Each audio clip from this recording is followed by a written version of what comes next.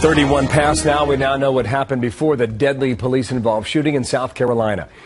We have newly released dashcam video from Officer Michael Slager's car pulling Walter Scott over. He walks up to that vehicle, then the officer goes back to his cruiser for a moment, and then Scott will make a run for it 30 seconds later. Officer Slager later shooting and killing Scott, now charged with murder and fired from his job. John Roberts live at City Hall in North Charleston, South Carolina. What story does the dashcam video now add to this, John? Good morning to you, Bill. It certainly gives us an indication as to what happened in the earliest moments of this confrontation, though it certainly doesn't answer all of the questions that people have. While police will tell you there's no such thing as a routine traffic stop, this one began, at least, routinely enough. Officer Slager pulled over 50-year-old Walter Scott for having a burned-out brake light. The two cars, as you can see by the dashcam video, pull into a parking lot. A few moments later, Slager walks over to Scott's car, asks him for his license, his registration, his insurance card. Scott says that he's buying the car from a neighbor on Monday. This all happened Saturday morning. He doesn't yet have the paperwork. While Slager is running his driver's license, Scott tries to get out of the car to say something to Slager. Slager yells at him to get back inside the vehicle. Moments later, Scott then decides he's had enough of this. He's going to bolt from the car. Slager calls his dispatcher to say he's in hot pursuit on foot and gives Scott's description to police.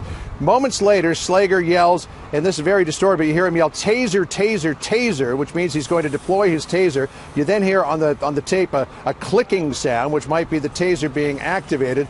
There's a further scuffle and then silence. The one thing that we don't see or hear from the dashcam video are the 8 shots, 5 of which struck Scott and killed him. Now, people are asking, why did Scott decide to run from this traffic stop? His family has said that he was delinquent on child support payments, didn't want to go back to jail.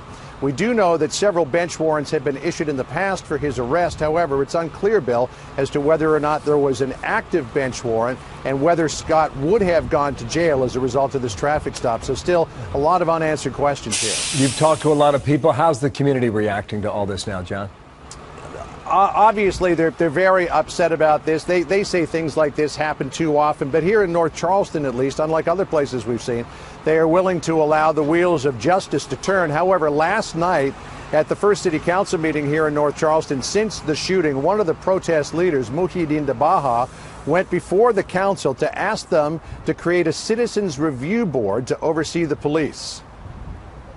It's awesome that the city has actually convicted a murderer because he murdered someone in cold blood.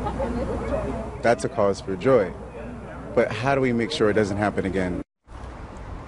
Of course, Officer Slager has not been convicted of murder. He's only been charged with murder. Muhyiddin Dabaha told the council they had 24 hours to set an emergency meeting, though later he wouldn't tell me if there would be any consequences if they didn't accede to that request within 24 hours. He said he's just trying to hurry things along. Bill? John, thank you from Charleston, North Charleston, South Carolina.